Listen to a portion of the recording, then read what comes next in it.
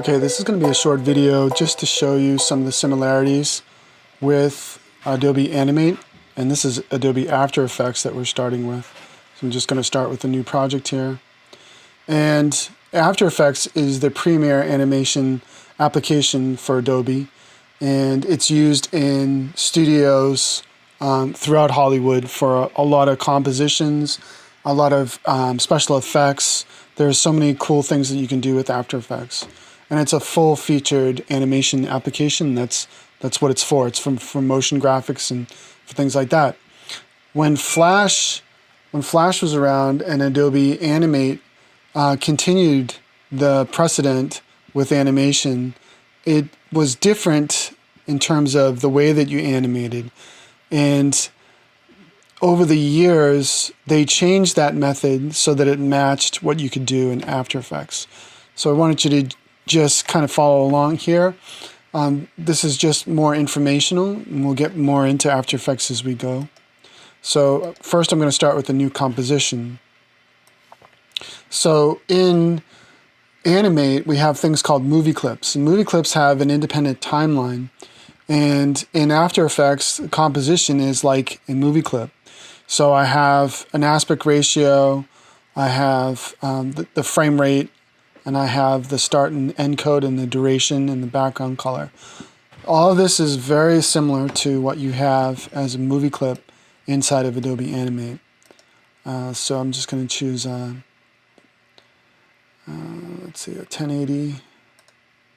That's 1920 by 1080, and just a 10-second frame. And I'm going to click OK. Okay, so this is the timeline in After Effects. You can see that timeline starts at 0 and it continues to move forward. This section right here will be for layers, and right now I don't have any content, so I'll just quickly make some content with the type tool, and I'll just make some text. And then I will center that in the actual frame with the align panel. And now I have this new layer, and it's called animation, that takes the name from the text. And there are some switches and controls over here that allow me to do different things. So what I want to talk about now is the actual animation process in After Effects and how it's different from the traditional methods of Adobe Animate, and how it's the same as the new method in Adobe Animate. Okay, so everything is about keyframes in After Effects. So right now we don't have any keyframes, and everything's about properties. So there are several different properties that I can animate, and they are listed below the actual layer under Transform. So I can animate these 5 properties. Now, those are not the only properties that I can animate, but these are the 5 major ones. So, for example, if I wanted to animate the rotation, notice what's happening here. It's animating based on its axis, origin of axis, which is right here. I can change the origin with this tool, which is the pan behind anchor point tool. I'm just going to put that in the center. And now if I do a rotation, it should rotate around the center. So let's say that I wanted to do a rotation, a full 360-degree rotation across this timeline over 10 seconds. So what I would need to do is I would need to start with a keyframe. So on this first frame, frame 1, I'm going to click the stopwatch on rotation, and that will create a keyframe of this property at this location in the timeline. And then I'm going to scrub to the end of the timeline. And rather than rotating by a specific angle, what I'm going to do is rotate by a number of times. So if I wanted to rotate this once, I would just type in 1 and hit return. So then if I scrub through the animation, you can see that it actually rotated. And to play through an animation in After Effects, all you have to do is hold down the space bar. So the idea here is once you have set a keyframe, you can set property changes anywhere on the timeline And those changes will reflect. So for example, if I go in the center here at 5 seconds, and I update the angle, let's say I make this 90, right? So now I get a new keyframe. And if I go to 7 seconds, and I set this to -90, I get another keyframe. You get the idea. Once you set a keyframe up, it moves through the timeline, and you can set keyframes anywhere you want, which is ideal. That's a perfect way of working. It's a lot easier than having to remember to set a specific keyframe with a keyboard shortcut or anything like that. Okay, so now let's move to Animate. I'll create a new document here, and let's say I want to do something similar, so I'll do 1920 by 1080.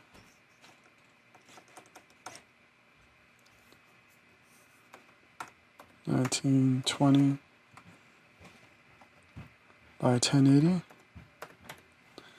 Okay, and the frame rate doesn't matter right now. ActionScript 3.0 is fine, and I'll just click Create.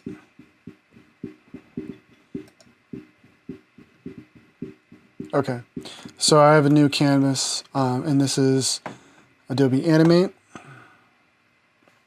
So I have a layer, an empty layer right now. There's no content in it.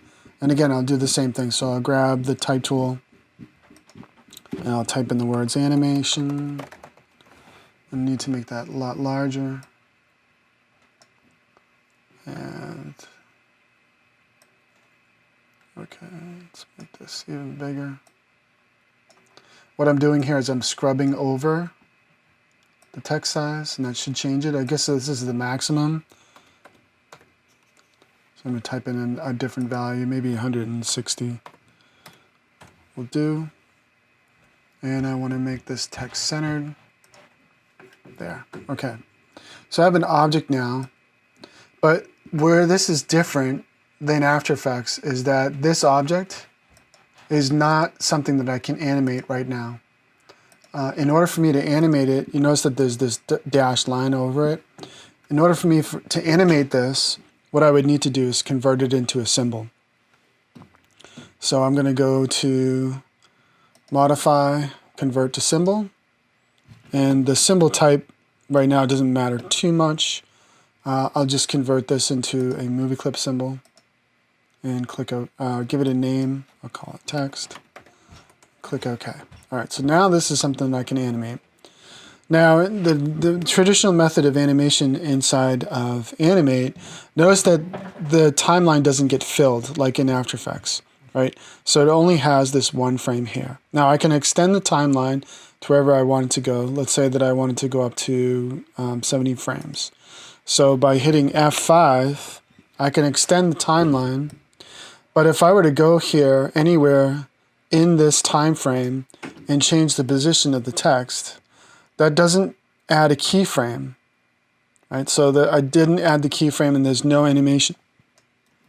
So what you would have to do in the traditional animation method in Adobe Animate is you would have to add a keyframe. So I'd have to click here. Let's say, for example, I'd have to hit F6 to add a keyframe, or you can go to Insert, Timeline, and you can go to Keyframe. So that would be how to add a keyframe. So now I have a keyframe in frame 1 and a keyframe in frame 30. Now, if I change the position of the object in this frame, notice that it's the same, it's different, but there's still no animation involved. Right?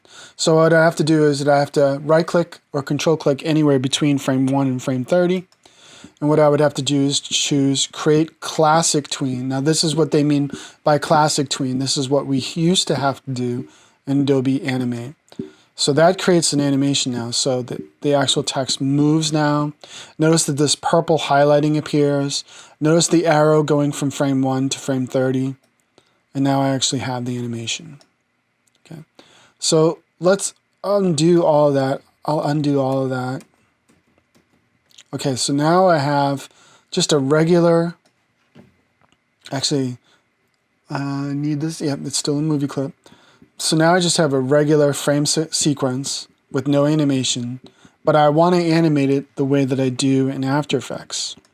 So the way we do that is we enable motion tweening, and then we can create keyframes anywhere once that's enabled.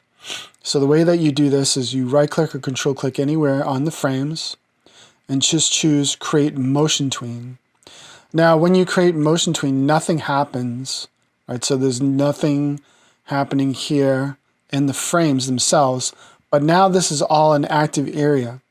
So I can move to any frame like this one, and I can make an adjustment, and notice that I get this line that appears, and that's an animation line, that's an animation path. And that's basically telling me that the animation is created. Notice that the color changes, and notice that I get this keyframe right here. So if I scrub through this, I now have the animation that's going from frame 1 to frame 40, and is showing me the direction. And I can continue to add keyframes anywhere I want to along this path, any way that I want to move the object around. And now I've just created additional keyframes. So that's the easy way. That's the way that's very similar, or very much like Adobe After Effects. It's a lot easier to animate this way. It does have some drawbacks when it comes to certain things that you may want to do, but it's great for this type of animation where you know you have to go from point A to point B, and you're going to create a bunch of different keyframes in between. So that's animation basics, motion tweening versus classic tweening in Adobe Animate. And the motion tweening is more like what we have in Adobe After Effects. The classic tweening is what we had in Flash and what we had originally in Adobe Animate.